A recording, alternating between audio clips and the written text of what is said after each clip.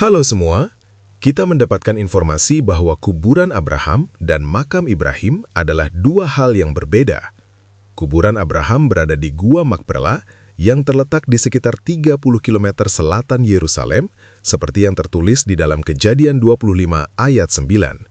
Sedangkan yang disebut makam Ibrahim adalah sebuah batu kotak yang berada di sekitar Ka'bah di Mekah yang dipercaya sebagai pijakan kaki Ibrahim ketika membangun Ka'bah. Menurut Al-Quran Surah 2 ayat 125, umat muslim diperintahkan untuk menjadikan makam Ibrahim itu sebagai tempat sholat. Dan dalam kurung ingatlah ketika kami menjadikan rumah dalam kurung Ka'bah, tempat berkumpul dan tempat yang aman bagi manusia. Dan jadikanlah makam Ibrahim itu tempat sholat. Dan telah kami perintahkan kepada Ibrahim dan Ismail, bersihkanlah rumahku untuk orang-orang yang tawaf, orang yang itikaf, orang yang ruku, dan orang yang sujud. Namun benarkah batu kotak yang berada di sekitar Ka'bah itu adalah pijakan kaki Ibrahim ketika membangun Ka'bah?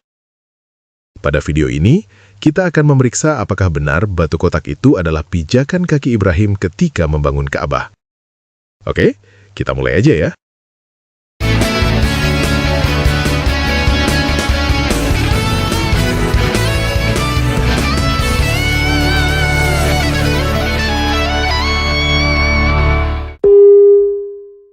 Nah, pertama, kita mulai dari arti kata dulu ya.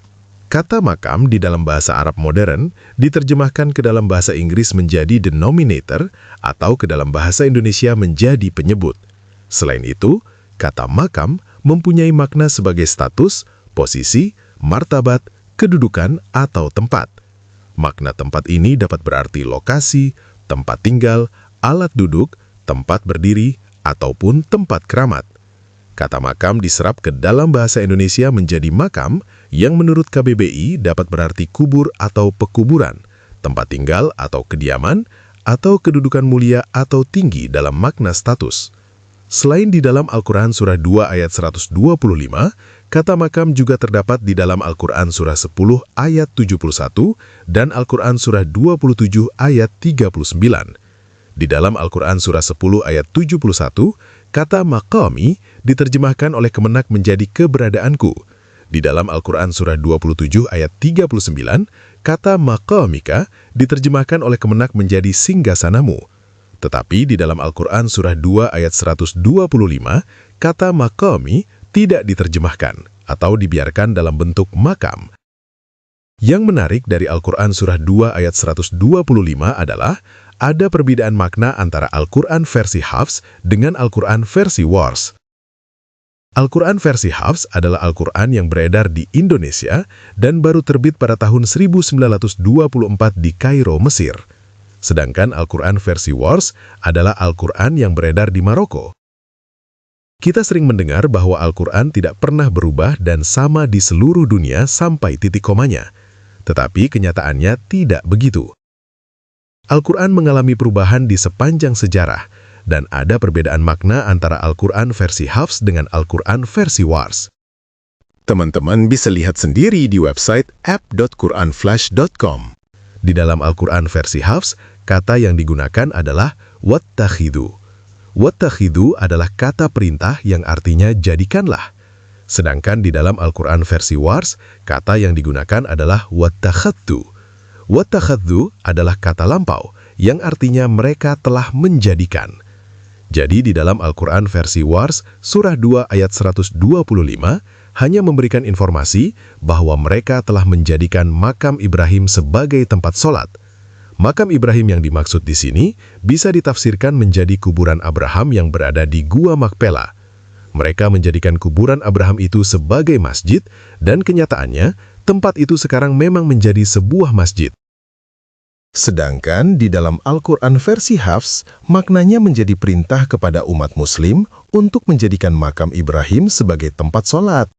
Makam Ibrahim yang dimaksud di sini bisa ditafsirkan menjadi batu kotak yang ada di dekat Ka'bah, dan umat muslim diperintahkan untuk menjadikan batu kotak itu sebagai alat sholat. Menurut saya pribadi, lebih masuk akal jika makam Ibrahim yang dimaksud adalah kuburan Abraham yang berada di Gua Makpela daripada batu kotak yang ada di dekat Ka'bah. Selain karena memang mereka menjadikan kuburan Abraham itu sebagai masjid, seperti yang dikatakan Al-Quran versi Wars, ada dua masalah yang bisa membuat kita berkata bahwa batu kotak itu bukan pijakan kaki Ibrahim ketika membangun Ka'bah. Masalah yang pertama adalah, batu itu panjang dan lebarnya hanya 40 cm dan tingginya hanya 20 cm. Apakah kita akan menggunakan batu sekecil itu sebagai pijakan ketika membuat bangunan? Yuk, kita baca dulu cerita tentang batu pijakan Ibrahim dari hadis Bukhari nomor 3113. Kemudian, Ibrahim meninggalkan mereka lagi untuk waktu tertentu, sebagaimana dikehendaki Allah. Lalu, datang kembali setelah itu, saat Ismail meletakkan anak panahnya di bawah sebatang pohon dekat Zamzam. Ketika dia melihatnya, dia menghampirinya dan berbuat sebagaimana layaknya seorang ayah terhadap anaknya, dan seorang anak terhadap ayahnya. Kemudian dia berkata, "Wahai Ismail, Allah memerintahkanku dengan suatu perintah." Ismail berkata, "Lakukanlah apa yang diperintahkan Tuhanmu." Ibrahim berkata lagi, "Apakah kamu akan membantuku?" Ismail berkata, "Ya, aku akan membantumu." Ibrahim berkata, "Allah memerintahkan aku agar membangun rumah di tempat ini." Ibrahim menunjuk ke suatu tempat yang agak tinggi dibanding sekelilingnya. Perawi berkata, dari tempat itulah keduanya meninggikan pondasi Baitullah. Ismail bekerja mengangkut batu-batu, sedangkan Ibrahim yang menyusunnya, dalam kurung membangunnya. Hingga ketika bangunan sudah tinggi, Ismail datang membawa batu ini, lalu meletakkannya untuk Ibrahim agar bisa naik di atasnya sementara Ismail memberikannya batu-batu.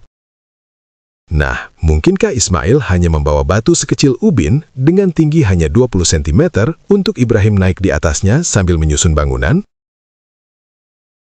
Setahu saya, di sepanjang sejarah peradaban manusia, tidak ada orang yang menggunakan sebuah batu sekecil ubin dengan tinggi kira-kira hanya sampai betis sebagai pijakan untuk membuat bangunan.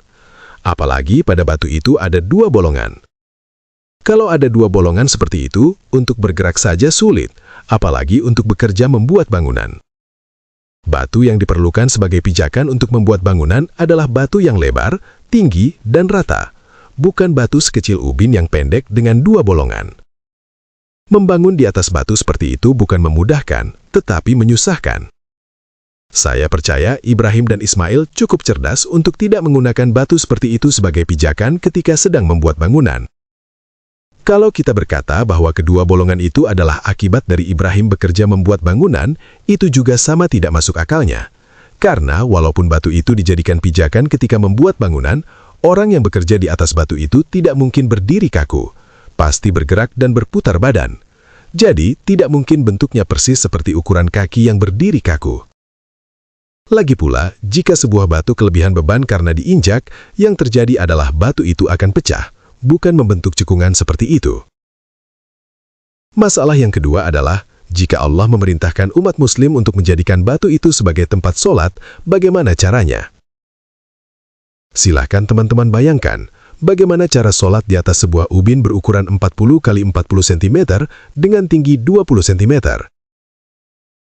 Apakah teman-teman bisa sholat di atas sebuah ubin berukuran 40 x 40 cm dengan tinggi 20 cm? Apalagi ada bolongan seperti itu. Kalau teman-teman ragu apakah bisa atau tidak sholat di situ, coba saja praktekkan sendiri.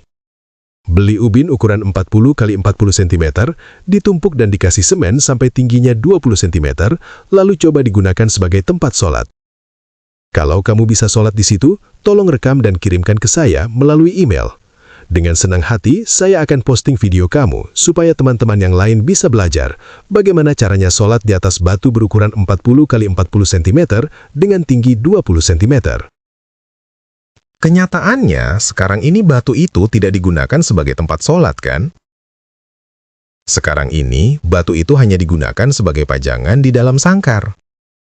Jadi, jika tafsir bahwa makom Ibrahim yang dimaksud adalah batu kotak yang katanya adalah pijakan Ibrahim ketika membangun Ka'bah, maka semua umat muslim di seluruh dunia sudah mengabaikan perintah Allah. Allah memerintahkan umat muslim untuk menjadikan batu itu sebagai tempat sholat. Tetapi batu itu hanya dijadikan pajangan di dalam sangkar. Apakah Allah tidak tahu bahwa tidak mungkin untuk sholat di atas sebuah batu yang seukuran ubin? Mungkinkah Allah memberikan perintah yang tidak bisa dilakukan oleh satu orang muslim pun? Bagaimana mungkin Allah memerintahkan umat muslim untuk menjadikan batu itu sebagai tempat sholat? Jadi lebih masuk akal jika makom Ibrahim yang dimaksud adalah kuburan Abraham yang ada di Makpela, dan Al-Quran Surah 2 ayat 125 yang benar adalah versi Warsh yang hanya memberikan informasi bahwa mereka menjadikan makom Ibrahim itu sebagai tempat sholat. Persis seperti kenyataannya, kuburan Ibrahim di Makpela sekarang ini dijadikan masjid, daripada versi Hafs yang ditafsirkan bahwa Allah memerintahkan umat muslim untuk menjadikan sebuah batu seukuran ubin sebagai tempat sholat. Nah, saya tidak berkata bahwa batu kotak yang ada 2 cekungan itu adalah dongeng akal-akalan orang Arab pengelola Ka'bah. Tetapi kenyataannya, Al-Quran versi Hafs yang sekarang digunakan di Indonesia adalah Al-Quran yang baru terbit pada tahun 1924 di Kairo, Mesir, dan didukung dengan dana yang luar biasa dari Arab Saudi. Ya, kalau Anda lihat Quran yang ada di depan kita ini, kita yakini ini adalah kitab yang sama yang diproduksi pada periode Utsman bin Affan. Ya. Jangan salah, kitab yang ada, Al-Quran yang ada di depan kita itu diproduksi tahun 1924 di Kairo.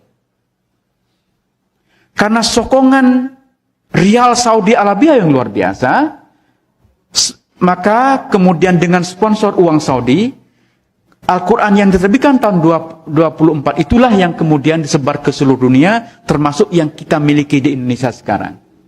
Jadi Al-Quran standar yang kita miliki itu produk tahun 1924. Ya memang, ya ini kitab suci kita ya, masa iya Quran diedit gitu. Terus apa bahasa yang lebih sopan kira-kira? Mengedit Al-Quran itu kan berat sekali ya. Saya paham, Anda pasti susah menerima ini ya. Paham, Tetapi, gini lah, ulama-ulama awal itu masih berdebat tentang apa yang perlu dimasukkan, apa yang dihilangkan, apa yang salah, apa yang benar. Ya. Mereka dulu tuh terbiasa berdebat tentang ini.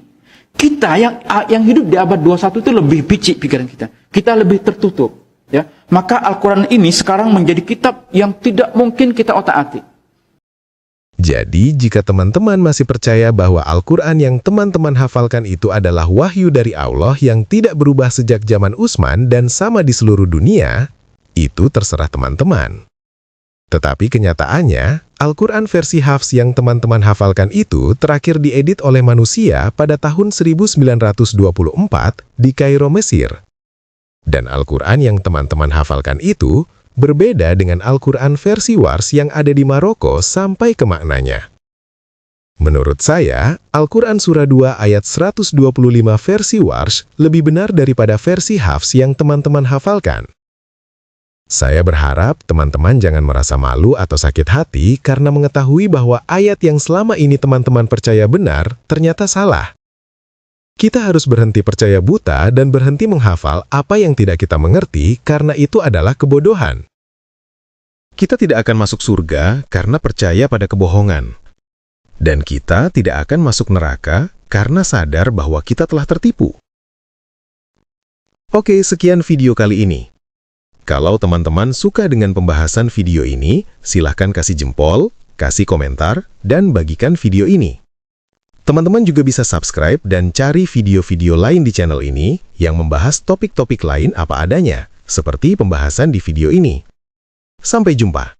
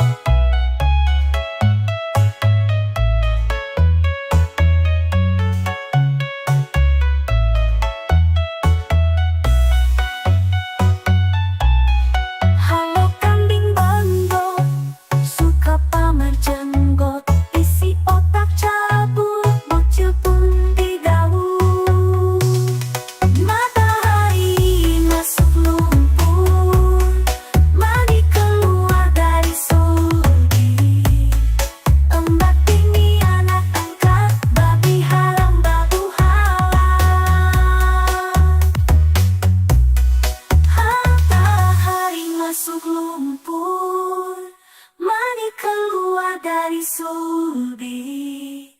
Emak bini anak angkat, babi haram babu halal.